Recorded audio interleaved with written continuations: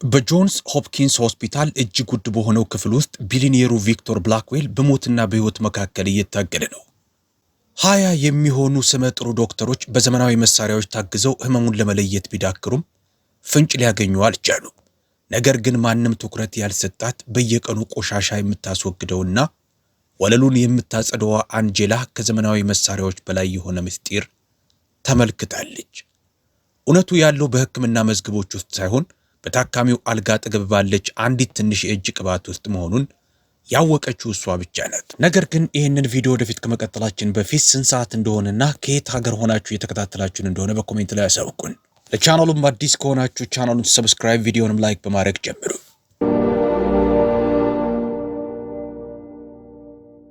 ቪክተር ብላክዌል $4 ሚሊዮን በሚያወጣው የሆስፒታል ክፍል ውስጥ ሆኖ ጤናው እየተባባሰ ሄደ።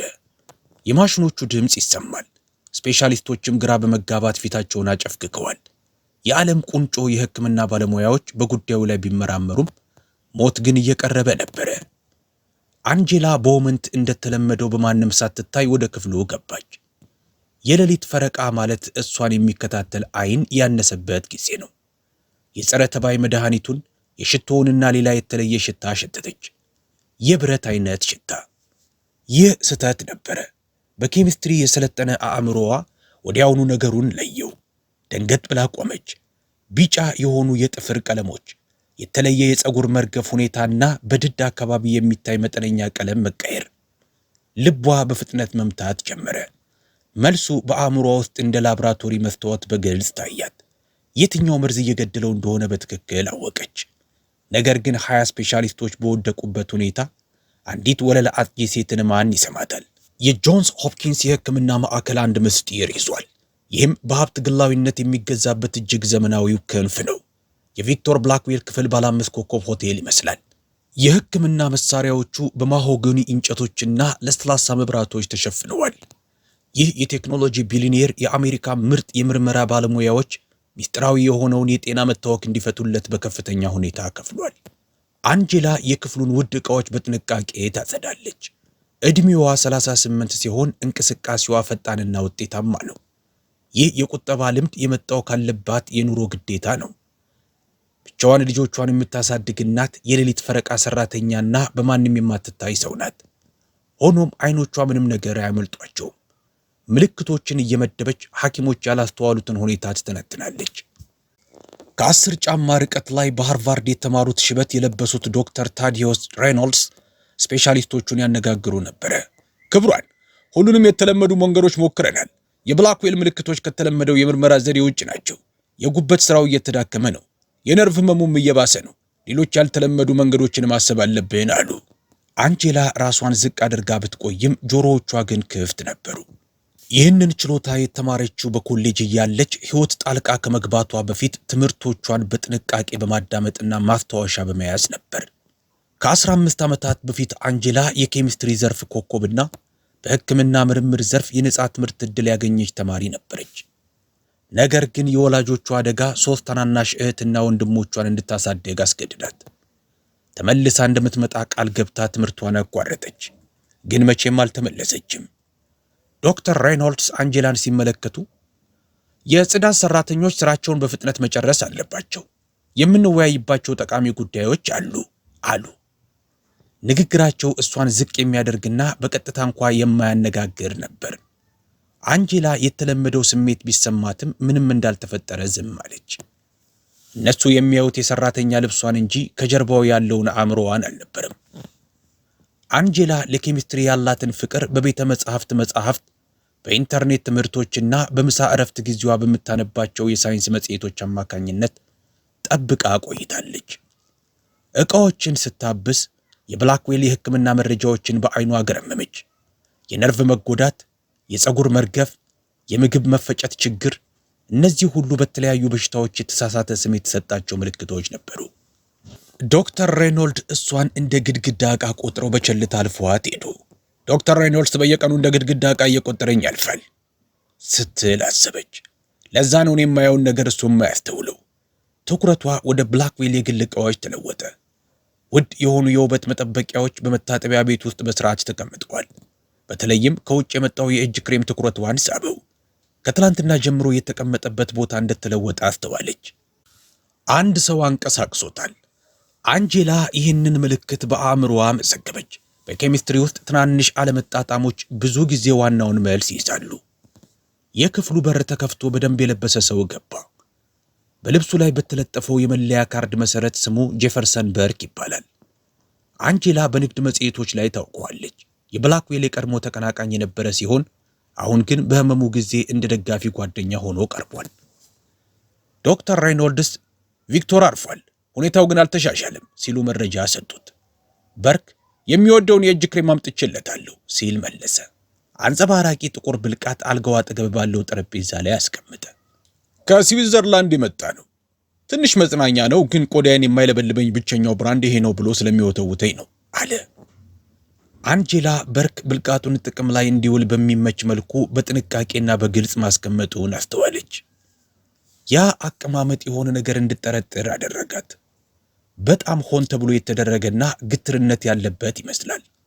በኋላ ላይ አጠገብ ያለውን ክፍል ስታጸዳ ሁለት የሕክምና ተማሪዎች ስለ ብላክዌል ጉዳይ ሲወያዩ ሰማች። አንደኛው ካዩዋቸው ምልክቶች ሁሉ ይሄኛው በጣም የሚገርም ነው፣ ብዙ በሽታዎች በአንድ ጊዜ የተከሰቱ ይመስላል አለ። ሁለተኛው ደግሞ ሬይኖልድስ የሰውነት በሽታ የመከላከል ስርዓት መዛባት አውቶ ኢሚዩን ካስኬድ ይመስለዋል፣ ነገር ግን የምርመራ ውጤቶቹ ወጥ አይደሉም። እስከዚያው ግን ይህ የቴክኖሎጂ ባለሀብት እኛ በንድፈ ሐሳብ ስንሯሯጥ እሱ እየተዳከመ ነው ሲል መለሰ። አንጄላ ቆም ብላ በአእምሯ ውስጥ ያሉትን ፍንጮች ማያያዝ ጀመረች። ምልክቶቹ፣ ሚስጥራዊው የጤና መዳከምና ሁልጊዜ የሚመጣው ውድ የእጅ ክሬም። በአእምሯ ውስጥ አንድ መላምት ተፈጠረ። ነገር ግን ተጨማሪ ምልከታ ያስፈልጋት ነበር። በዚያ ምሽት ብላክዌል ተኝቶ እያለ ሁኔታውን ለማየት የጽዳት መርሃ ግብሯን አስተካከለች።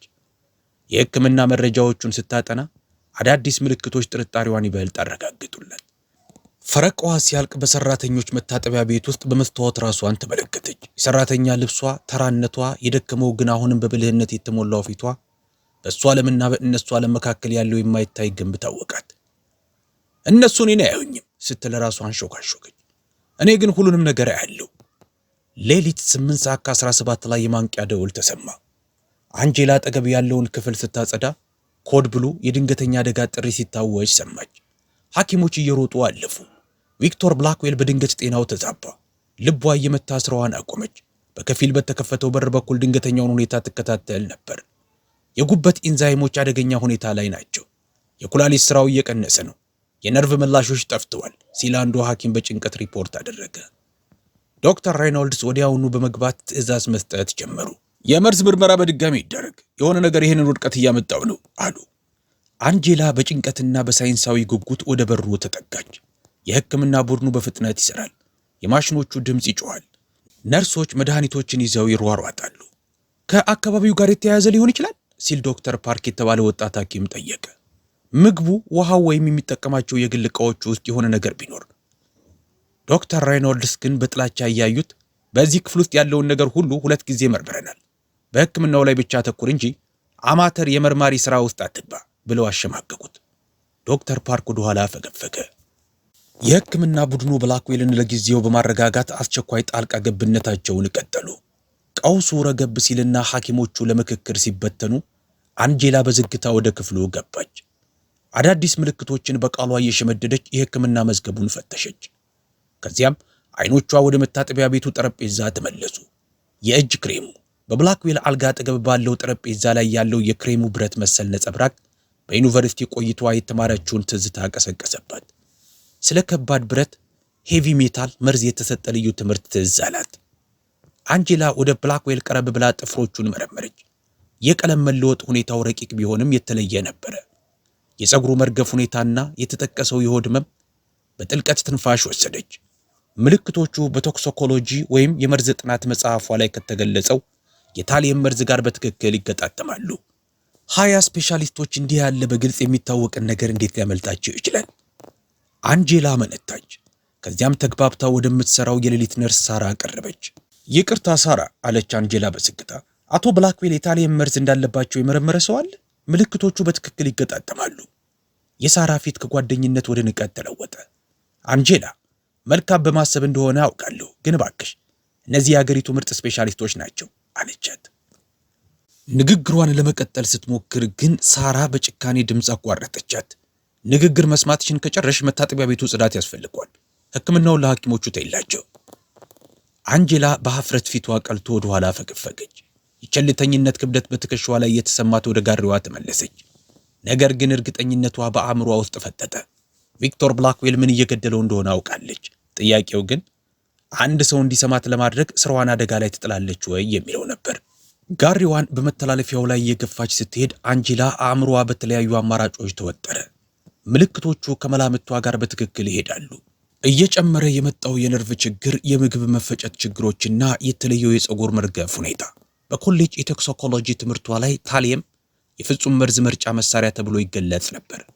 ምክንያቱም ሆን ተብሎ ካልተፈለገ በቀር ለማወቅ አስቸጋሪ በመሆኑ ነው። ስራዋን በዝምታ አጠናቃ ወደ ቤት ስትሄድ ከዩኒቨርሲቲ ቆይቷ ካተረፈቻቸው ጥቂት መጽሐፍቶች መካከል አንዱን አወጣች። ስለ ከባድ ብረት መርዝ የሚገልጸው ምዕራፍ ጥርጣሬዋን አረጋገጠላት። ታሊየም ቀለም የሌለው ሽታ የሌለው በቆዳ ንክኪ ወደ ሰውነት የሚገባና ብዙ በሽታዎችን በመምሰል በሰውነት ውስጥ ከፍተኛ ጉዳት የሚያደርስ መርዝ ነው። በማግስቱ ጠዋት አንጀላ አንድ ሰው እንዲሰማት ለማድረግ ቆርጣ ቀድማ መጣች።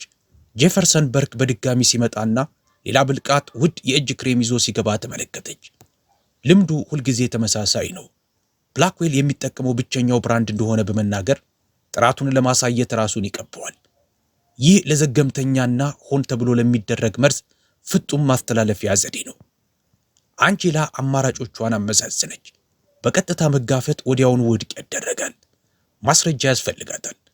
ዶክተር ሬይኖልድስ እንኳ ሊክዱት የማይችሉት የማይታበል ማስረጃ። ውሳኔዋን አሳለፈች። የቪክቶር ብላክዌል ጊዜ እያለቀ ነበር። ቪክቶር ብላክዌል በየሰዓቱ እየደከመ ሄደ። አንጀላ የጤና ሁኔታውን በነርሶች መካከል በሚሰሙ የሹክሹክታ ወሬዎችና በሕክምና መዝገቦች ፍንጭ ትከታተል ነበር። ጊዜው እያለቀ ነበር። በእረፍት ጊዜዋ ጥርጣሬዋን ለማረጋገጥ የሆስፒታሉን ኮምፒውተር ተጠቀመች። ምልክቶቹ ከታሊየም መርዝ ጋር በትክክል ይዛመዳሉ። የፀጉር መርገፉ፣ ከእግር ወደ ላይ የሚወጣው የነርቭ መጎዳት እና ልዩ የጨጓራ ችግሮች። ነገር ግን እንዴት ወደ ሰውነቱ ሊገባ ቻለ? ለምንስ እስካሁን አልታወቀም? በሆስፒታሉ ወረቀት ላይ ስለ ታሊየም መርዝ ምርመራ ይደረግ፣ ምልክቶቹ በግልጽ ይታያሉ የሚል ማስታወሻ ጻፈች። የዶክተር ሬይኖልድስን ቢሮ ስታጸዳ ማስታወሻውን መረጃዎቻቸው ላይ ትታወጣች። በማግስቱ ጠዋት ቀድማ በመምጣት ሐኪሞቹ ከሚሰበሰቡበት ክፍል አጠገብ ቆመች። በከፊል በተከፈተው በር በኩል የዶክተር ሬይኖልድስን ድምፅ ሰማች። ደግሞ የሚገርመው አሉ በመናቅ ድምፅ፣ የጽዳት ሰራተኞቻችን የሕክምና ምርመራ አስተያየት መስጠት ጀምረዋል። በክፍሉ ውስጥ ሳቅ ተሰማ። አንድ ሰው ስለ ታሊየም መርዝ የሚጠቁም ስም የሌለው ማስታወሻ ትቶልናል አሉ። ሌላኛው ሐኪም በመጀመሪያው ምርመራ ላይ ለከባድ ብረቶች ምርመራ አድርገናል ሲል መለሰ። በትክክል የተለመደ አሰራር ነው አሉ ሬይኖልድስ።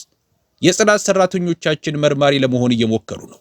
ቀጥሎ ደግሞ ቀዶ ጥገና እናደርጋለን ይሉ ይሆናል። የአንጀላ ደረት ተጨነቀ። እጆቿ የጽዳት ጋሪዋን አጥብቀው ያዙ። ንቁነቷ ቢጎዳም የህመምተኛው ሕይወት ከኩራቷ በላይ ነበር። አዲስ ዘዴ ቀረጸች። ዶክተር ፓርክ የተባለ ወጣት ሐኪም ይበልጥ ቀረቤታ ያለው ይመስላል። ከሰዓት በኋላ ባለው ፈረቋ እርሱን ለማግኘት ጊዜዋን አመቻቸች። ይቅርታ ዶክተር ቼን አለች ድምጿን አረጋግታ። ስለ አቶ ብላክዌል የታሊየም መርዝ የያዛቸው ይመስለኛል። ምልክቶቹ በትክክል ይገጣጠማሉ። የዶክተር ቼን ፊት ከመገረም ወደ አለመመቸት ተለወጠ። ይህ የሚስብ ሐሳብ ነው፣ ነገር ግን ለከባድ ብረቶች ምርመራ አድርገናል። አንጀላ ግን በጥቂት መጠንና በተከታታይ የሚሰጥ ከሆነ የተለመደው ምርመራ ሊያመልጠው ይችላል በማለት የእጅ ክሬሙን ጠቆመች። እርሱ ግን ሰዓቱን እያየ ስለ ሐሳቢነትሽ አመሰግናለሁ፣ ግን የሚሄድበት ቦታ አለኝ፣ ምናልባት ለነርሶቹ ንገሪያቸው ብሏት በፍጥነት ሄደ። አንጀላ በድጋሚ በማንም ሳትታይ በመተላለፊያው ላይ ብቻዋን ቀረች። በዚያው ምሽት ስታጸዳ የደህንነት ኃላፊው ቀረቧት። ወይዘሮ ቦመንት በሕክምና ጉዳዮች ውስጥ ጣልቃ እየገባሽ እንደሆነ ሪፖርት ደርሶናል። ይህ ማስጠንቀቂያ ነው፣ ገደብሽን ወቂ፣ አለዚያ ውጤት ይኖረዋል አሏት። አንጀላ ጉሮሮዋ እየተዘጋ ራሷን ነቀነቀች። ዶክተር ሬይኖልድስ እንኳ የማይክዱት የማይታበል ማስረጃ ያስፈልጋታል። ነገር ግን ያንን ማስረጃ መሰብሰብ ማለት ስራዋን፣ ቤተሰቧ የሚተዳደርበትን ገቢ አደጋ ላይ መጣል ማለት ነው። በዚያ ምሽት የሰራተኞች እረፍት ክፍል ውስጥ ብቻዋን ስትሆን ወሰነች። ለቪክቶር ብላክዌል የቀሩት ጥቂት ቀናት ብቻ ሊሆኑ ይችላሉ። የስራዋ ዋስትና ከአንድ ሰው ሕይወት አይበልጥም። ተኝቶ የነበረውን ግን ያልጠፋውን የኬሚስትሪ ዕውቀቷን በመጠቀም እቅድ አወጣች። የጽዳት ዕቃዎች ወደ ላብራቶሪ መግቢያና ትክክለኛ ጊዜ ያስፈልጋታል። ነገ እነርሱ ያመለጣቸውን ነገር እንዲያዩ ታስገድዳቸዋለች። አለዚያም ይህን ለማድረግ ስትሞክር ሁሉንም ነገር ታጣለች። ጄፈርሰን በርክ በዚያ ቀን ከሰዓት በኋላ በድጋሚ መጣ። የቆየው ለ15 ደቂቃ ብቻ ቢሆንም የእጅ ክሬሙ በግልጽ የሚታይ ቦታ ላይ መቀመጡን አረጋገጠ። አንጄላ ከመተላለፊያው ሆና ትታዘብ ነበር። በርክ ለብላክዌል ምቾት ሲል የቀኑ ነርስ ክሬሙን በእጆቹና በክንዶቹ ላይ እንድትቀባው እንዴት እንደሚገፋፋ አስተዋለች። በርክ ከሄደ በኋላ አንጄላ በብላክዌል መታጠቢያ ቤት ውስጥ የተለመደውን የጽዳት ስራዋን አከናወነች። በዚያውም የእጅ ክሬሙን ብልቃጥ በጥንቃቄ አጠናች። ውድ የሆነው ማሸጊያም ምንም የሚያጠራጥር ነገር አልነበረውም። ነገር ግን ክሬሙ ራሱ በቅርብ ሲመረመር መጠነኛ የብረት ነጸብራቅ ነበረው። የክሬሙ ናሙና ያስፈልጋታል። ነገር ግን በግልጽ መውሰድ ጥርጣሬን ይጭራል። ይልቁንም የነርሶች የፈረቃ ለውጥ እስኪደረግና የብላክዌል ክፍል ለጥቂት ጊዜ ሰው አልባ እስኪሆን ጠበቀች። በልምድ ባካበተችው ቅልጥፍና ከዕቃ ግምጃ ቤት ያገኘችው ንጹሕ ናሙና መያዣ ውስጥ ጥቂት ክሬሞች ቀዳች። ናሙናው በሰራተኛ ልብሷ ኪስ ውስጥ ተሰወረ። በዚያ ምሽት አንጄላ ልጆቿን ከጎረቤት ቤት ወሰደች። የ12 ዓመቱ ማርከስና የ14 ዓመቷ ታሻ በእናታቸው ድካም ያለ እናት ክትትል የቤት ሥራ በመስራትና የፈረቃ ስሯ ሲረዝም በራሳቸው እጅ ምግብ በማዘጋጀት ለምደዋል። ታሻ የአንጄላን ሐሳብ መበታተን አስተውላ እማዬ ደህና ነሽ ስትል ጠየቀቻት። አንጄላ ሥራ ላይ ትንሽ የተወሳሰበ ሁኔታ ገጥሞኝ ነው ስትል በግድ ፈገግ ብላ መለሰች። አንቺ የምታስቢው ነገር አይደለም። ልጆቹ ካንቀላፉ በኋላ አንጄላ መረጃዎቿን በምግብ ጠረጴዛው ላይ ዘረጋች። አሮጌው የቶክሲኮሎጂ መጽሐፏ፣ ከሕክምና መጽሔቶች ያሳተመቻቸው ወረቀቶችና ስለ ብላክዌል ምልክቶች የያዘቻቸው ማስታወሻዎችን። ለሰለጠነ አይን ሁኔታው ግልጽ ነበረ። 20 ስፔሻሊስቶች እንዴት ሊያዩት አልቻሉም? ምክንያቱም ሊያዩት አልፈለጉም። ምክንያቱም የታሊየም መርዝ ብርቅዬ ጥንታዊና እንደ አሮጌ የስለላ ልቦለድ የሚቆጠር ስለሆነ ነው። ምክንያቱም ዘገምተኛ መርዝን ሊያሳዩ የማይችሉ የተለመዱ የምርመራ ዘዴዎችን ስለተጠቀሙ ነው። ምክንያቱም ማንም ሰው 1 ቢሊዮኔር በሚታመን ጓደኛው ቀስ በቀስ ይመረዛል ብሎ ስላልጠበቀ ነው። ደግሞ ማንም ሰው የወለል አጥጂን ምክር ስለማይሰማ ነው። አንጄላ በበሩ ላይ የተሰቀለውን የጽዳት ሰራተኛ ልብሷን ትኩር ብላ ተመለከተች። ይህም ልብስ የማንም አለመታየቷ መገለጫ ነው። ነገ ያንን አለመታየት ሰብራ ሁለቱንም መርዙንም ሆነ መርዙን የለየችውን ሰው እንዲያዩ ታስገድዳቸዋለች። አንጄላ ለፈረቃዋ ቀድማ መጣች። ከተለመዱት የጽዳት ዕቃዎቿ ጋር አንዲት ትንሽ ቦርሳ ይዛ ነበረ። በውስጡም ቤኪንግ ሶዳ፣ አልሙኒየም ፎይልና ከካፌ የተዋሰቻቸው ትናንሽ መያዣዎች ነበሩ። እነዚህ ተራ ዕቃዎች ከተለመዱት የጽዳት ኬሚካሎች ጋር ሲቀላቀሉ ቀላል ግን ውጤታማ የታሊየም መመርመሪያ ሊሆኑ ይችላሉ። የመጀመሪያ ስራዋ ማስረጃ መሰብሰብ ነበረ። በጠዋቱ የሐኪሞች ቱር ወቅት አንጄላ የብላክዌልን የቅርብ ጊዜ ምልክቶች ለመስማት የጽዳት ጊዜዋን አመቻቸች። የምልክቶቹ እድገት ከታሊየም መርዝ ጋር በትክክል ይሄዳል። የነርቭ ችግሩ ንግግሩን እየነካው ነው። ልዩ የፀጉር መርገፍ ሁኔታው ይታያል እና ምንም እንኳ የሕክምና ክትትል ቢደረግለትም ጤናው በፍጥነት እየተባባሰ ነው። በመታጠቢያ ቤት ውስጥ ስታጸዳ ከእጅ ክሬሙ ላይ ጥቂት ናሙና በጥንቃቄ ወሰደች። ውድ የሆነው ክሬም በጣቶች መካከል ሲታሽ መጠነኛ የብረት ነጸብራቅ ነበረው። በጥገና ዕቃ መያዣ ክፍል ውስጥ አንጄላ በፍጥነትና በጥንቃቄ ኬሚካሎቹን ቀላቀለች።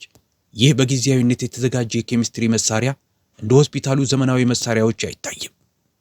ሆኖም ሳይንሳዊ መርሆቹ ትክክል ነበሩ። በዩኒቨርሲቲ ላቦራቶሪ ውስጥ በተመሳሳይ ሁኔታ በትንሽ ግብዓት ትክክለኛ ውጤት በማምጣት ከፍተኛ ውጤት ታገኝ ነበረ። ምርመራው ጥርጣሬዋን አረጋገጠ። የታሊየም መኖርን አሳየ። ውጤቱን በስልኳ ፎቶ አነሳች። በመቀጠል አንጄላ የብላክዌልን የጎብኚዎች መዝገብ መረመረችና አንድ ሁኔታ አስተዋለች። ጄፈርሰን በርክ ተቀናቃኝ የነበረውና አሁን ደጋፊ ጓደኛ የሆነው ሰው ሁልጊዜ ተመሳሳይ የእጅ ክሬም በስጦታ ይዞ በቋሚነት ይጎበኘዋል። ጉብኝቱ ከህመሙ መባባስ ጋር በትክክል ይገጣጠማል። ከቀኑ 8 ሰዓት ላይ በብላክዌል ክፍል ውስጥ አስቸኳይ ስብሰባ እንደሚኖር አንጄላ አወቀች። ሁኔታው አሳሳቢ ስለሆነ ሁሉም ስፔሻሊስቶች ይገኛሉ። ይህ ትክክለኛው ጊዜ ነበረ። የጸዳ የሰራተኛ ልብሷን ለበሰች፣ መታወቂያዋን አስተካከለችና ማስረጃዎቿን፣ የምርመራ ውጤቱን፣ የጎብኚዎች መዝገቡን፣ የምልክቶቹን የጊዜ ሰሌዳና የጥናት ወረቀቶቿን ሰበሰበች። ከዓመታት በፊት በቃሏ የሸመደደችውን የቶክሲኮሎጂ ዕውቀት በመጠቀም የምትሰጠውን ማብራሪያ በአእምሮዋ አሰላሰለች። ሐኪሞቹ በብላክዌል ክፍል ውስጥ ተሰብስበዋል። ጭንቀት በፊታቸው ላይ ይታያል። ዶክተር ሬኖልድስ በመሃል ቆመው እስካሁን ያልተሳኩ የሕክምና ሙከራዎችን ያብራራሉ። አንጄላ አንድ አንኳኩታ ፈቃድ ሳትጠብቅ ገባች። 20 ጥንድ አይኖች ወደ እሷ ዞሩ። የዶክተር ሬኖልድስ ፊት ከመገረም ወደ መበሳጨት ተለወጠ። ይህ ዝግ የሕክምና ስብሰባ ነው፣ እባክሽን ውጪ አሉ። አንጄላ ድምጿ ከልብ ምትዋ ይልቅ በረጋ ሁኔታ አቶ ብላክዌል በታሊየም መርዝ እየሞተ ነው አለች። ማስረዳት እችላለሁ። የዶክተር ሬኖልድስ ፊት ጠቆረ። የደህንነት ኃይል ብለው መጣራት ጀመሩ። አንጄላ ግን ወደፊት በመራመድ ማስረጃዎቿን በጠረጴዛው ላይ ያስቀመጠችና ንግግሯን ቀጠለች። ምልክቶቹ በትክክል ይገጣጠማሉ። ከታች ወደ ላይ የሚወጣው የነርቭ ችግር፣ ልዩ የፀጉር መርገፍ፣ የሆድ ህመም፣ የማሰብ ችሎታ መቀነስ፣ ይህ ሁሉ የታወቀ የታሊየም መርዝ መገለጫ ነው። ወደ ምርመራ ውጤቷ እያመለከተችም እንዲህ አለች። በየቀኑ በሚጠቀመው የእጅ ክሬም ውስጥ የታሊየም መኖሩን አረጋግጫለሁ። በቆዳ በኩል በመምጠጥ ለወራት የቆየ ዘገምተኛ መርዝ ነው። ዶክተር ሬኖልድስ ይህ የማይመስል ነገር ነው፣ አንቺ የወለል አጥጂ እንጂ ሐኪም አይደለሽ ብለው አንባረቁ። አንጄላ አይናቸውን እያየች ሕይወት ጣልቃ ከመግባቷ በፊት በጆን ሆፕኪንስ የኬሚስትሪ የክብር ተማሪ ነበርኩ ስትል መለሰች። መርዙ በጄፈርሰን በርክ አማካኝነት በየጊዜው በሚመጣው የእጅ ክሬም ውስጥ እየገባ ነው። የጊዜ ሰሌዳው ከህመሙ መባባስ ጋር በትክክል ይገጣጠማል። ማስረጃዎቿን በስርዓት አስረዳች። የጎብኚዎች መዝገቡንና የምልክቶቹን ሰንጠረዥ አሳየች። ማብራሪያዋ ሳይንሳዊና ጥርጥር የሌለው ነበረ። የተለመደው የከባድ ብረት ምርመራ ሊያመልጠው የቻለው መርዙ ቀስ በቀስ ስለሚሰጥና በምርመራ ወቅት ከሚፈለገው መጠን በታች ስለሚሆን ነው ስትል አስረዳች። ነገር ግን የተጠራቀመው ውጤት በመጽሐፍ ላይ እንዳለው ግልጽ ነው። በክፍሉ ውስጥ ፍጹም ዝምታ ሰፈነ። ዶክተር ሬኖልድስ ለመቃወም አፋቸውን ከፈቱና መልሰው ዘጉት። ማስረጃውን በቅርብ መመርመር ጀመሩ። ቀደም ሲል ተንቆ የነበረው ወጣት ሐኪም ዶክተር ፓርክ ወደፊት ቀረብ ብሎ ይህ በእውነት ከምልክቶቹ እድገት ጋር ይሄዳል። ያደረግናቸው ምርመራዎች እንዲህ ያለውን ዘገምተኛ መርዝ ሊያመልጣቸው ይችላል አለ። ሌላኛው ስፔሻሊስትም ራሱን በመነቅነቅ የፀጉር መርገፉና የነርቭ ችግሩ ከታሊየም መርዝ ጋር ተመሳሳይ ነው አለ። 20 ስፔሻሊስቶች ያመለጣቸውን ነገርና ያገኘችውን ሰው ሲያዩ ዝምታው እየጠነከረ ሄደ። አንጄላ በዝግታ ምን መፈለግ እንዳለባችሁ ካወቃችሁ ምልክቶቹ ግልጽ ናቸው፣ የታሊየም መርዝ ነው ስትል ደመደመች። አንጄላ ሐኪሞቹ እርስ በርሳቸው ሲተያዩ በጽናት ቆመች። በመሳሪያ ክፍል ውስጥ ያደረገችው የኬሚስትሪ ምርመራ ትልቅ ውርርድ ነበረ። ነገር ግን ሳይንሳዊ መርሆ ትክክል ነበር። የኬሚካሉ ቀለም መቀየር የታሊየም መኖሩን አረጋግጧል። የቶክሲኮሎጂ ስፔሻሊስቱ ዶክተር ዊንተርስ ይህንን እንዴት ነው የመረመርሽው ሲል ጠየቃት። አንጄላም ያለምንም ማመንታት ሶዲየም ሮዶዛንት ሪአክሽን በማለት መለሰች። ባሉኝ አነስተኛ ግብአቶች ለመመርመር በሚመች መልኩ አስተካክየዋለሁ። የታሊየም አዮኖች ሲኖሩ ቀለሙ በግልጽ ይቀየራል። ዶክተር ዊንተርስ በመገረም ቅንድባቸውን ሰበሰቡ። ይህ እኮ ልዩ ላብራቶሪ ውስጥ እንጂ በተራ ቦታ የማይሰራ የላቀ ዘዴ ነው አሉ። አንጄላም በሁለተኛ ዓመት የኬሚስትሪ ልዩ ትምህርት በፕሮፌሰር ሃሪሰን ክፍል ውስጥ ተመረዋለሁ ስትል መለሰች። የፕሮፌሰር ሃሪሰን ስም ሲጠቀስ በብዙዎቹ ፊት ላይ መገረም ታየ። እርሱ የጆን ሆፕኪንስ ዝነኛ ፕሮፌሰር ነበረ። የእሱ ተማሪ ነበርሽ ሲል ዶክተር ፓርክ ጠየቀ። አንጄላም ለአንድ ሴሜስተር ትምህርቴን ለማቋረጥ ከመገደዴ በፊት ስትል መለሰች። ዶክተር ሬኖልድስ የስራዋን ውጤት በትኩረት መረመሩ። ማስረጃው ከማይታሰብ ቦታ ቢመጣም ሳይንሳዊ ዕውቀታቸውን ሊክደው አልቻለም። አንጄላ ንግግሯን ቀጠለች። መርዙ ሆን ተብሎ ለረጅም ጊዜ ሲሰጥ እንደቆየ ያሳያል። በእያንዳንዱ ቅባት አማካኝነት በሰውነት ውስጥ መርዙ እንዲጠራቀም ይደረጋል። ምልክቶቹ ከበርክ ጉብኝት ጋር በቀጥታ ይዛመዳሉ። ስፔሻሊስቶቹ ቴክኒካዊ ጥያቄዎችን መጠየቅ ጀመሩ። አንጄላም በሳይንሳዊ ቃላት ትክክለኛውን መልስ ሰጠች። በእያንዳንዱ መልሷ የእሷ አለመታየት እየጠፋ ሄደ። አሁን የሚያዩት የጽዳት ልብሷን ሳይሆን አእምሮዋን ነበረ። ዶክተር ፓርክ በታብሌቱ ላይ የብላክዌልን የቅርብ ጊዜ የላብራቶሪ ውጤቶች አወጣ። ከተለመደው የምርመራ ዘዴ ይልቅ ትኩረታችንን ታሊየም ላይ አድርገን ብንመረምር ሲል ንግግሩን ሳይጨርስ አንጄላ ቀጠለችበት። ከፍተኛ መጠን ያለው የታሊየም ክምችት ታገኛላችሁ። በተለይም ባለፉት 3 ወራት ውስጥ በወጣው የፀጉር ናሙና ላይ የመርዙን የጊዜ ሰሌዳ ማየት ይቻላል። በክፍሉ ውስጥ የነበረው ድባብ ሙሉ በሙሉ ተለወጠ። ያ የንቀትና የቸልተኝነት ግንብ ተደረመሰ። ዕውቀት ከማዕረግና ከስልጣን በላይ ኃያል መሆኑ ተረጋገጠ። ዶክተር ፓርክ የነበረውን አስደንጋጭ ዝምታ በመስበር አሁኑኑ የታሊየም ምርመራ ይደረግ ሲል ትዕዛዝ ሰጠ። ሁለት ስፔሻሊስቶች የእጅ ክሬሙን ናሙና ለመውሰድና የደም ምርመራ ለማድረግ በፍጥነት ተሯሯጡ። ዶክተር ሬኖልድስ የአንጄላን ስርዓታዊ ማስረጃዎች እያዩ በድንጋጤ ደንዝዘው ቀሩ። በፊታቸው ላይ አለማመን፣ እውነታውን መረዳትና ሳይወዱ በግድ ዕውቅና የመስጠት ስሜት ይነበባል። በመጨረሻም በተናቀ ድምፅ ትክክል ከሆንሽ አሉ፣ እስካሁን ለሌሎች በሽታዎች በሰጠነው ሕክምና ይባስ እየመረዝነው ነበር ማለት ነው። ለሜርኩሪ መርዝ የሰጠነው ሕክምና ለታሌም አይሰራም። አንጄላ ማረጋገጠችላቸው። መርዙን ከሰውነት ውስጥ ለማስወገድ አሁኑኑ ፕሩሲያን ብሉ ያስፈልገዋል።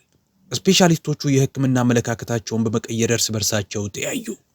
ከጥቂት ደቂቃዎች በኋላ አንዲት ነርስ እየተንከራተተች መጣች። አስቸኳይ የቶክሲኮሎጂ ውጤት በደም ውስጥ ከፍተኛ መጠን ያለው ታሌም መኖሩን አረጋግጧል ስትል አበሰረች። በክፍሉ ውስጥ ቁጥጥር የሚደረግበት ትርምስ ተፈጠረ። ትዕዛዞች ይተላለፋሉ። የሕክምና ስርዓቶች ተቀየሩ። ስለ ጄፈርሰን በርክ ለደህንነት ክፍል መረጃ ተሰጠ። አንጄላ የደህንነት ካሜራዎችን እዩ የሚል ሐሳብ አቀረበች።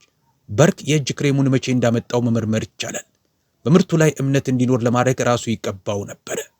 ዶክተር ፓርክ ራሱን በመነቅነቅ ቀደም ብለን ጠይቀናል፣ ግን አንቺ እንዴት? አንጄላም አንዴ መፈለግ ከጀመርኩ በኋላ ሁኔታው ግልጽ ነበረ። አቶ በርክ ሁልጊዜ ተመሳሳይ ስጦታ ያመጣል።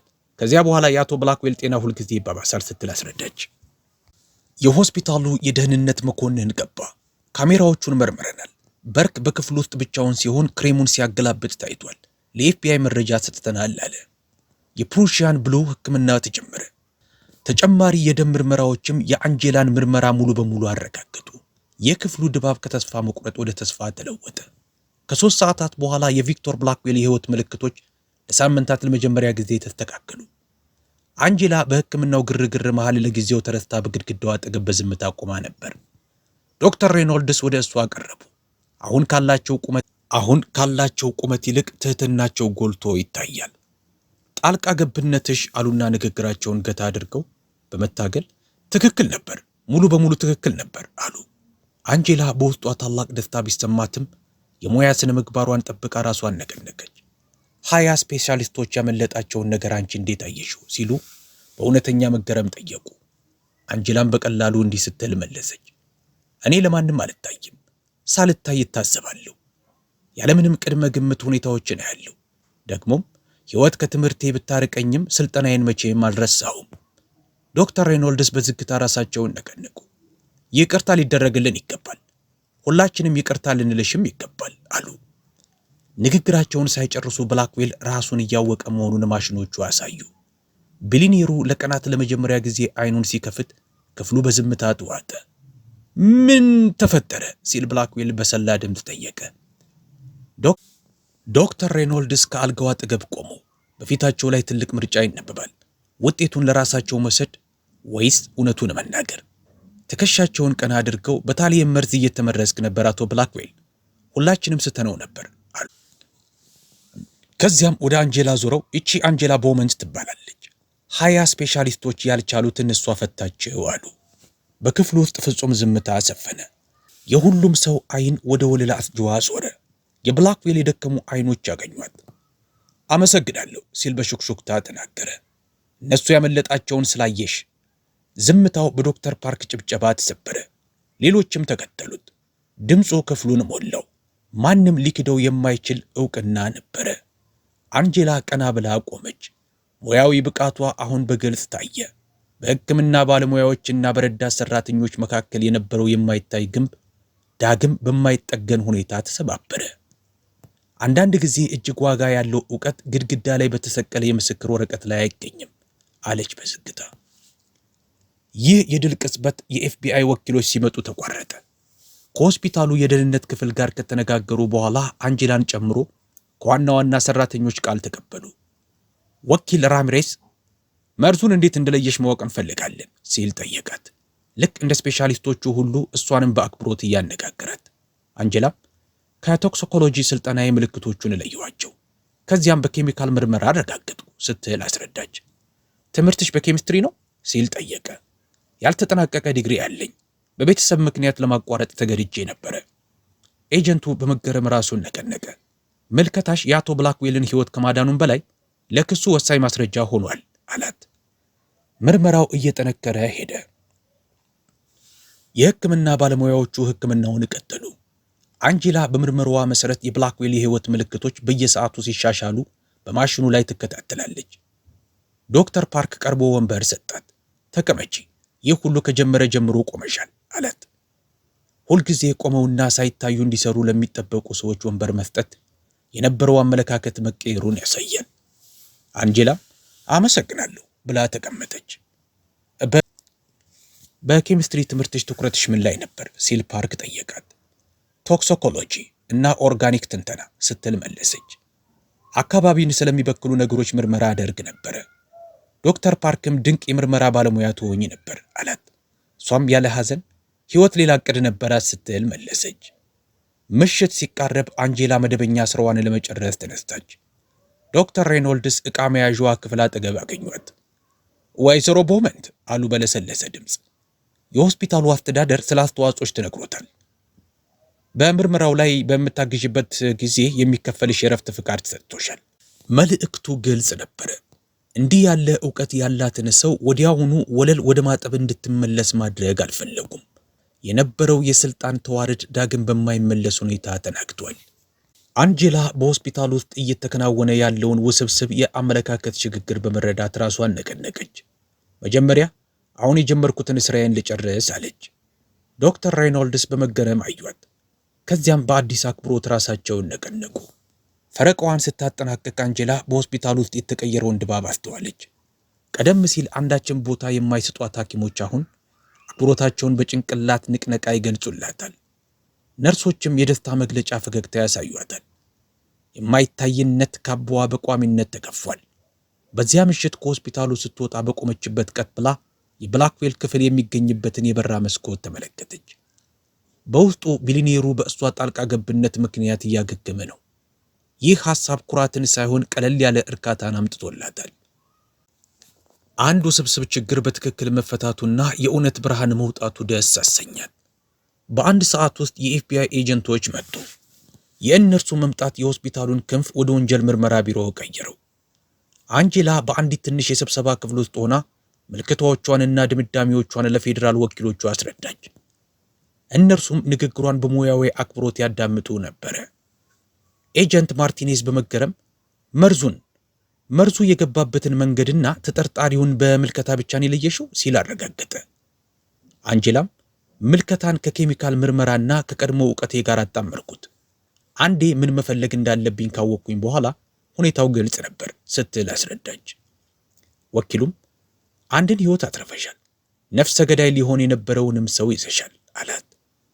ጄፈርሰን በርክ በቁጥጥር ስር ውሏል።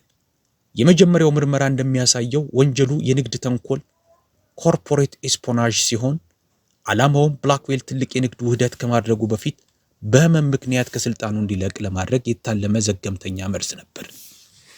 ቃለ መጠይቁ ሲያልቅ አንጄላ ወደ መተላለፊያው ስትወጣ የሆስፒታሉ ሁኔታ ተቀይሮ አገኘችው። ቀደም ሲል የማያዩዋት ነርሶች አሁን ሰላምታ ይሰጧታል።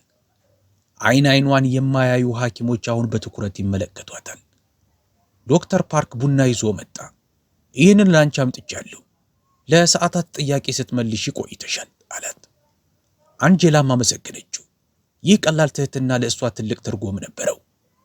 በኋላ ላይ ዶክተር ሬኖልድስ ስራዋን ልትቀጥል ስትል አገኟት። ሁኔታቸው ተቀይሯል። ያ የነበራቸው ሙሉ በራስ መተማመን በህፍረትና ራስን በመውቀስ ተተክቷል።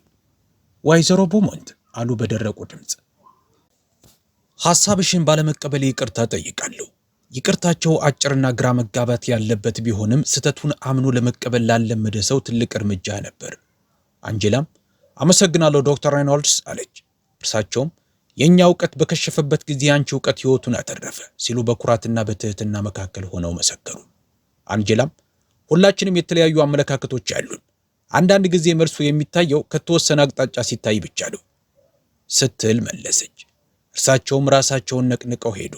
ስልጣናቸው ቢቀንስም ሙያዊ ክብራቸው ግን አልጠፋም። አንጄላ የጽዳት ጋሪዋን በሆስፒታሉ መተላለፊያ ላይ ስትገፋ የሹክሹክታ ወሬዎች ይከተሏት ነበር። ያቺ 20 ሐኪሞችን የበለጠችው ወለላ አጽጂ እሷ ነች የሚለው ወሬ በመላው ሆስፒታሉ በከፍተኛ ፍጥነት ተሰራጭቷል። እንደ ሁልጊዜው ስራዋን በዝምታና በብቃት አከናወነች። ነገር ግን ያ የማይታይነት መከላከያ ግንቧ ፈርሷል። አሁን ሰዎች የሚያዩዋት የሰራተኛ ልብሷን ብቻ ሳይሆን አእምሮዋን፣ ችሎታዋንና ከተሰጣት የሥራ ድርሻ በላይ ያለውን ዋጋዋን ነበር።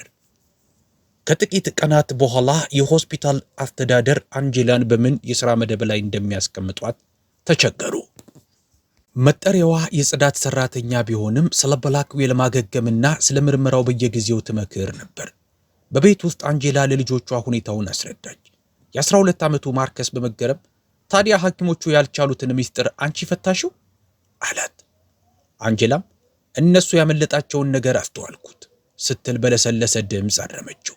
አንዳንድ ጊዜ በተለየ ቦታ ላይ መሆን ሌሎች የሚያመልጧቸውን ነገሮች ለማየት ይረዳል አለች።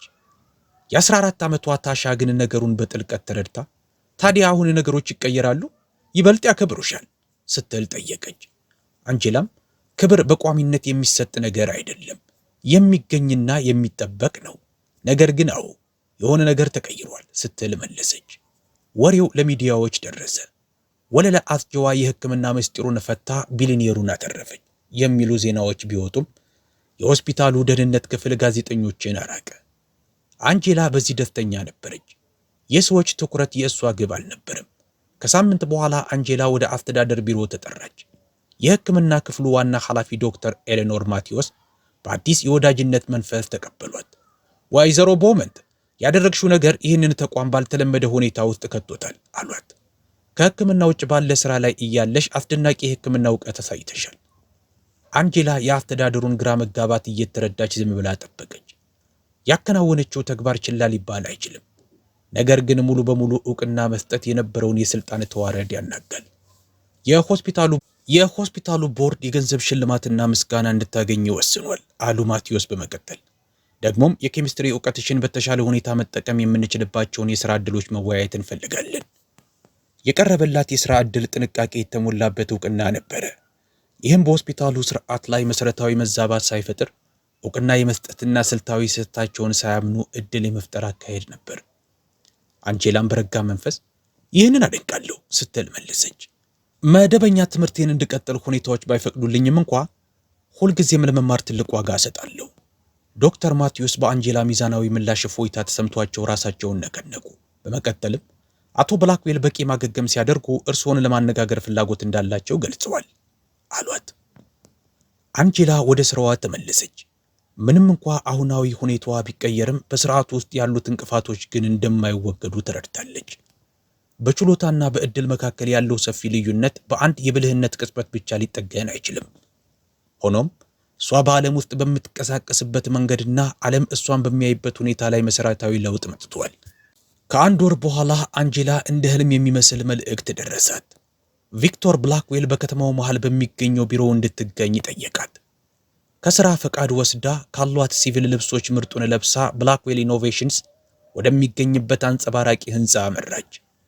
በማንም ሳትታይ በሆስፒታሉ መተላለፊያዎች ላይ ትመላለስ ከነበረበት ሁኔታ በተቃራኒ እዚህ በአክብሮትና በትህትና ታጅባ ገባች። የኃላፊዎች ቢሮ በሚገኝበት ወለል ላይ አገግሞ የተቀመጠውን ብላክዌልን አገኘችው። ምንም እንኳ ቀጭንና መጠነኛ የፊት መገርጣት ቢታይበትም ሙሉ በሙሉ በሕይወትና በጥሩ ጤንነት ላይ ነበር። ወይዘሮ ቦመንት ሲል ከጠረጴዛው ጀርባ ተነስቶ ሰላምታ ሰጣት። እባክሽ ተቀመጪ። ራሴን ካወቅኩበት ጊዜ ጀምሮ በትክክል ላመሰግንሽ እፈልግ ነበር። አንጀላ ወንበር ላይ ስትቀመጥ የሁኔታውን ግልባጭነት በጥልቀት አስተዋለች። ክፍሉን ስታጸዳለት የነበረው ሰው አሁን በራሱ የግል ግዛት ውስጥ ወንበር አቀረበላት። እሷም በቀላሉ በጥሩ ሁኔታ በማገገሙ ደስ ብሎኛል ስትል መለሰች። ብላክዌል ግን ማገገም ብቻ አይደለም፣ ሌሎች ያመለጣቸውን ነገር አንቺ ስላየሽ ነው እኔ በሕይወት ያለሁት አላት። ብላክዌል በትኩረት ተመለከታትና ቀጠለ። ዶክተር ሬኖልድስ ስለ ታሪክሽ ነግሮኛል። በኬሚስትሪ ጎበዝ እንደነበርሽ፣ በትምህርትሽ የላቅሽና በቤተሰብ አደጋ ምክንያት ትምህርትሽን እንዳቋረጥሽ። አንጀላ ታሪኳ በጥልቀት በመመርመሩ ተገረመች። ብላክዌል ንግግሩን ቀጠለ። ብልህ አእምሮ በከንቱ መባከን የለበትም። በገንዘብ እጥረት ምክንያት ለሚቸገሩ ብሩህ አእምሮዎች ድጋፍ የሚያደርግ ፋውንዴሽን አቋቁሜያለሁ። አንቺ ለዚህ መነሳሳት የሆንሽኝና የመጀመሪያዋ ተጠቃሚ ነሽ። አንድ ፎልደር በጠረጴዛው ላይ ገፋ አደረገላት። በውስጡም የኬሚስትሪ ዲግሪዋን እንድታጠናቀቅ ሙሉ የነጻ ትምህርት ዕድል፣ ለኑሮ የሚሆን ወርሃዊ ክፍያና ትምህርቷን ስታጠናቀቅ በጆን ሆፕኪንስ የቶክሲኮሎጂ ክፍል ውስጥ በቋሚነት እንድትቀጠር የሚያረጋግጥ ሰነድ ነበር። ይህ እርዳታ አይደለም አለ ብላክዌል ፊቷን እያየ። ለየት ያለ ችሎታ ላይ የተደረገ ኢንቨስትመንት ነው። ሆስፒታሉን በትምህርትሽ ወቅት በትርፍ ጊዜ ካጠናቀቅሽ በኋላ ደግሞ በቋሚነት እንድትሰሪ ፈቅዷል። ያንቺን ዕውቀት በይፋ ለማግኘት በጣም ጓጉቷል። አንጄላ ሰነዱን በጣቶቿ ዳሰሰች። ከዓመታት በፊት የታሸጉት ህልሞቿ በድንገት እውን ሆኑ። ልጆቼስ ስትል ጀመረች። ክፍያው የልጆቹን እንክብካቤም ይሸፍናል ሲል ብላክዌል አረጋግጠላት። ሁሉም መሰናክሎች ተወግደዋል። አሁን የቀረው ጥያቄ የተቋረጠውን መንገድሽን ለመቀጠል ዝግጁ ነሽ ወይ የሚለው ነው። በዚያ ምሽት አንጀላ ከልጆቿ ጋር ተቀምጣ ሕይወታቸውን እንዴት እንደሚቀይር አስረዳቻቸው። ቀደም ሲል አሳንሳ የነገረቻቸውን ሙሉ ታሪክ ስትነግራቸው አይኖቻቸው በኩራት ፈጠጡ። ቢሊኔር አተረፍሽ እማዬ አላት ልጇ በማመንታት። እሷም መገንባቱን ያላቆምኩትን ዕውቀቴን ተጠቀምኩ ስትል በለሰለሰ ድምፅ አረመችው። አሁን ደግሞ አዲስ ምዕራፍ ከፊታችን አለ። ከ2 ሳምንታት በኋላ አንጄላ ወደ ጆንስ ሆፕኪንስ የገባችው በሰራተኛ መግቢያ ሳይሆን በዋናው በር ነበር። የጠዋት ትምህርት ስትከታተል የተማሪ መታወቂያዋን፣ ከሰዓት ደግሞ በቶክሲኮሎጂ ልምምድ ስታደርግ የሆስፒታሉን መታወቂያ ትይዛለች። በመተላለፊያ ላይ ሲገናኙ ዶክተር ሬኖልድስ በትህትና ራሳቸውን ነቀነቁላት። የንቀት መንፈስ በሙያዊ አክብሮት ተተክቷል። ዶክተር ፓርክ የቅርብ ጓደኛና ደጋፊ ሆኖላታል። መምሪያው የአንቺን ዕውቀት የሚፈልጉባቸው ጉዳዮች አሏቸው አላት በምሳ እረፍት ላይ። የምልከታ ችሎታሽ እስካሁን ካዩት ሁሉ የተለየ ነው። በዝምታ ጊዜያት አንጄላ አሁን ዕውቀቷን ለሚፈልጉት ሰዎች በማይታይ ሁኔታ ወለሉን ስታጥብ የነበረበትን ጊዜ ታስታውሳለች። ትዝታው ምንም አይነት ምሬት አልነበረውም። ይልቁንም ለዚህ አስገራሚ ሕይወት ጉዞ ምስጋና ብቻ ነበር። በቶክሲኮሎጂ ላቦራቶሪ ውስጥ አስቸጋሪ በሆነ ምርመራ ላይ በምታግዝበት የመጀመሪያ ቀን አንድ ወቅት ታጸዳቸው በነበሩት መሳሪያዎች ተከባ ቆመች። አሁን ግን መሳሪያዎቹን የምታዘው እሷ ነች። ነጩ የላቦራቶሪ ጃኬት አዲስ ቢሆንም የራሷ እንደሆነ ተሰማት። የተቋረጠው ህልም ክብደት እንጂ የጠፋ ህልም አልነበረም። አንጄላ የህመምተኛውን መዝገብ አንስታ ምርመራዋን ጀመረች። ይህም ሳይንሳዊ ስልጠናዋንና ሌሎች ያመለጣቸውን ነገር የማየት ልዩ ችሎታዋን ያጣመረ ነበር። ጥበብ ባልተጠበቁ ቦታዎች ሊገኝ እንደሚችልና አንዳንዴም እጅግ ዋጋ ያላቸው ግንዛቤዎች የሚመጡት ማህበረሰቡ እንዳያያቸው ካሰለጠናቸው ሰዎች ዘንድ መሆኑን ተረድታለች። ሽግግሩ ግን ቀላል አልነበረም። አንዳንድ የሕክምና ባለሙያዎች አሁን በድሮ የስልጣን ተዋረድ መንፈስ ያዩዋት ነበር። አልፎ አልፎም እሷን በቶክሲኮሎጂ ላቦራቶሪ ውስጥ በማጽዳት ፋንታ በምርምር ሥራ ላይ ስላገኟት መገረማቸውን ይገልጻሉ። አንጄላ ግን ለእነዚህ ሁኔታዎች በዝምታና በክብር ምላሽ ትሰጥ ነበር። ስራዋ ለራሱ እንዲናገር ትተዋለች። ወደ መደበኛ ትምህርት የተመለሰችበት የመጀመሪያው ሴሚስተር ተግዳሮቶችንም ደስታንም ይዞላት መጣ። የአካዳሚክ ቋንቋው በዝግታ ተመለሰላት። የንድፈ ሐሳብ ማዕቀፎችም እንደገና መገንባት ነበረባቸው። ሆኖም ተግባራዊ ልምዷ የመማሪያ መጽሐፍት ሊያስተምሩ የማይችሉትን ዕውቀት ሰጣት። የላቀ የኬሚካል ትንተና ፕሮፌሰሯ ችግሮችን የምትፈችበት መንገድ የተለየ ነው፣ ከንድፈ ሐሳቡ በፊት አተግባበሩ ይታይሻል ሲሉ አስተዋሉ። አንጄላም እኔ የተማርኩት በግልባጩ ነው፣ ከመርሆቹ በፊት ተግባሩ ነው ያወቅኩት ስትል አስረዳች። የብላክዌል ፋውንዴሽን ከአንጄላ የነጻ ትምህርት ዕድል አልፎ በሁኔታዎች ምክንያት ትምህርታቸው ለተቋረጠ ሌሎች ጎበዝ ግለሰቦች ድጋፍ መስጠት ጀመረ። ብላክዌል ስለ በጎ አድራጎት ስራው ሲጠየቅ የአንጄላን ታሪክ እንደመነሻ ይጠቅሳል። ለቢዝነስ ዊክስ መጽሔት ሲናገር ብልህነት በሁሉም ቦታ አለ፣ በማስረጃ በተረጋገጡ ቦታዎች ብቻ አይደለም በማለት ገለጸ። ወይዘሮ ቦውመንት ሕይወቴን ያተረፈችው ያላንዳች ዕውቅና ዕውቀቷን ጠብቃ ስላቆየች ነው። እንደሷ ያሉ ስንት ሰዎች ይኖሩ ይሆን? ችሎታቸው በስርዓቱ ዘንድ የማይታይላቸው ስንት አሉ ብሏል። መርዙን ለይታ ሁሉንም ነገር ከቀየረች ከ6 ወራት በኋላ አንጄላ በሆስፒታሉ ኮንፈረንስ ላይ ስለ ምርመራ ዘዴዎች ንግግር እንድታደርግ ተጋበዘች። በአንድ ወቅት ሳያዩዋት ያልፉ ለነበሩ ሐኪሞች ንግግር ለማድረግ መድረክ ላይ ቆመች። ምልከታ ለማድረግ የማዕረግ ማስረጃ አያስፈልግም ስትል ጀመረች። አንዳንዴ እጅግ ዋጋ ያላቸው ግንዛቤዎች የሚመጡት ካልተጠበቁ ምንጮች ነው፣ የማይታዩ እንዲሆኑ ከተደረጉና ሌሎች የሚያመልጧቸውን ነገሮች በትኩረት ከሚያስተውሉ ሰዎች ዘንድ። ዶክተር ሬኖልድስ በተመልካቾቹ መሃል ተቀምጠው ነበር። በፊታቸውም ላይ አክብሮትና የታሪኩ የስልጣን ተዋረድ መዛባት የፈጠረባቸው መጠነኛ ለመመቸት ይነበባል። ሆኖም እውነቱን ለመቀበል በቂ ሙያዊ ብቃት ስላላቸው ቁልፍ ነጥቦችን በመቀበል ራሳቸውን ይነቀንቁ ነበር። ከንግግሩ በኋላ በሆስፒታል ውስጥ በሽተኞችን ከክፍል ወደ ክፍል የሚያመላልስ አንድ ወጣት ሰራተኛ ወደ አንጄላ አቀረበ። የነርሲንግ የሌሊት ትምህርት እየተማርኩ ነው፣ ግን እዚህ ማንም አያውቅም። ዝም ብለው የሰራተኛ ልብሴን ብቻ ነው የሚያዩት ሲል በሹክሹክታ ነገራት። አንጄላ በእርሱ ፊት ላይ የራሷን የወጣትነት ስሜት፣ የእውቀት ጥማትንና ተስፋ ለመቁረጥን አየች። መማርህን ቀጥል ስትል መከረችው። እውቀት ምንም አይነት የማዕረግ ስም ቢኖርህም ባይኖርህም ለሚፈልገው ሰው ሁሉ ክፍት ነው። ደግሞም ዝቅ ተደርጎ መታየት ጥቅሞች ያሉት ሌሎች የሚያመልጧቸውን ነገሮች ታያለ። ወጣቱም ቀና ብሎ ቆመ። አንድ ትንሽ ንግግር፣ አንድ የታሪክ መጋራት ምናልባት የሌላን ግንብ መፍረሻ ጅምር ሊሆን ይችላል። በዚያ ምሽት በቤት ውስጥ አንጄላ ታሻን የሳይንስ የቤት ስራዋን ታግዛት ነበር።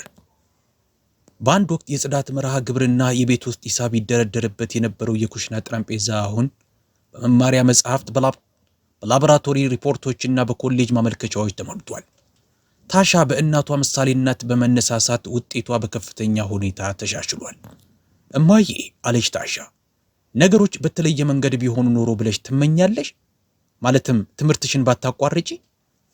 አንጄላ ጥያቄውን በጥልቀት አሰላሰለችው። የሄድኩበት መንገድ እኔ ያቀድኩት አልነበረም። ነገር ግን በሌላ መንገድ ልማራቸው የማይቻሉኝን ነገሮች አስተምሮኛል። እንዴት መታዘብ እንዳለብኝ፣ እንዴት መጽናት እንዳለብኝና ሌሎች ባያዩኝም እንኳ በራሴ ውስጥ ያለውን ዋጋ እንዴት እንደማገኝ ተምሬያለሁ። ለልጇ ፈገግ ብላላት ጉዞው ልክ እንደ መድረሻው ዋጋ አለው አለቻት። የቪክቶር ብላክዌልን ሕይወት ካተረፈች ከአንድ ዓመት በኋላ አንጄላ ለሳይንሳዊ ብቃት የሚሰጠውን የቦውመንት ስኮላርሺፕ የምረቃ ስነ ስርዓት ላይ ተገኘች። ይህ ስኮላርሺፕ ትምህርታቸው ተቋርጦ ለነበሩ ሰዎች የተዘጋጀ ቋሚ ድጋፍ ነው። የመጀመሪያዎቹ 5 ተሸላሚዎች የቀድሞ የዕቃ አጓጓዥ፣ የችርቻሮ መደብር ሰራተኛና የአትክልት ስፍራ አሳማሪ ነበሩ። ብላክዌል በስነ ስርዓቱ ላይ እንዲህ አለ። ወይዘሮ ቦውመንት በማስረጃ ላይ ብቻ ባተኮረው ማህበረሰባችን ውስጥ ብዙ ጊዜ የምንረሳውን እውነት አሳይተናለች። ብልህነት በሁሉም የህይወት መስክ ውስጥ ይገኛል። ነገር ግን እኛ የምንጠብቀው በተወሰኑ ቦታዎች ላይ ብቻ ስለሆነ አናየውም። አንጄላ ተመልካቾችን ለማመስገን ስትነሳ ዶክተር ሬኖልድስን ከተሳታፊዎቹ መሃል አየቻቸው። አይን ለአይን ተገጣጠሙ። በእነርሱ መካከል ዓለም እንዴት ሙሉ በሙሉ እንደተለወጠ ተገነዘቡ። እርሳቸውም በአክብሮት ራሳቸውን ነቀነቁላት። በኋላ ላይ በብላክዌል ፋውንዴሽን የተገነባውን የምርምር ማዕከል ስትጎበኝ አንጄላ በመግቢያው አዳራሽ ባለ አንድ ታብሌት ፊት ቆመች። በላዩ ላይ እንዲህ የሚል ቀላል ጥቅስ ሰፍሮ ነበር። እውነተኛ ዕውቀት የማይታይበት ቦታ የለም። ዋናው ነገር ለማየት የሚያስችል አይን መኖሩ ነው። ፋውንዴሽኑ የግል ድሏን ወደ ስርዓታዊ ለውጥ ቀይሮታል። ችሎታቸው ከሰራተኛ ልብስ፣ ከሥራ መደብና ከማህበረሰባዊ ግምት ጀርባ ለተደበቀባቸው ሌሎች ሰዎች አዲስ የህይወት ጎዳና ፈጥሯል። ዲግሪዋን እያጠናቀቀች በትርፍ ጊዜ በምትሰራበት የቶክሲኮሎጂ ላቦራቶሪ ውስጥ አንጄላ ሌሎች ሊፈቱት ያልቻሉትን ጉዳዮች በመፍታት ስሟ ገነነ። የሥራ ባልደረቦቿ ይህንን ድንቅ ችሎታዋን ከኬሚስትሪ ዕውቀቷ ጋር ያያይዙታል። አንጄላ ግን እውነታው ከዚያ የጠለቀ መሆኑን ትረዳለች። ያሳለፈቻቸው የማይታይነት ዓመታት ሌሎች የሚያመልጧቸውን ሁኔታዎች እንድታይ፣ ሌሎች አምነው የሚቀበሏቸውን ነገሮች እንድትጠራጠርና ሌሎች ችላ የሚሏቸውን ዝርዝሮች እንድታስተውል አሰልጥነዋታል። በአንድ ወቅት ሸክም የነበረባት ሁኔታ አሁን ትልቁ ጥንካሬዋ ሆኗል። ሁሉንም ነገር ከቀየረው ምርመራ በኋላ ከ2 ዓመታት በኋላ አንጄላ ልጆቿ ከታዳሚው መሃል ሆነው እያዩት የምረቃ ልብሷን ለብሳ ቆመች።